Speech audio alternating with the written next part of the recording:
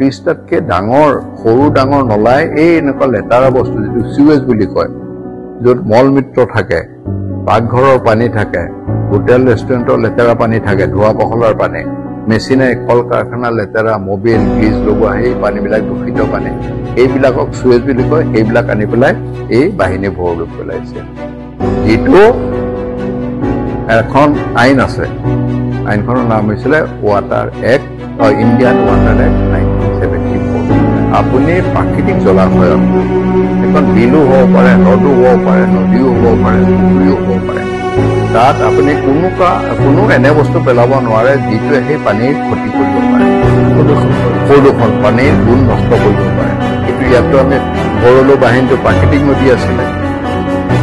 60 দশকলৈকে 70 দশকলৈকে এতিয়া আমি কি পেলাইছো তাত এইবিলাক লেতেৰা সুৱেজ পেলাইছো গতিকে দেখ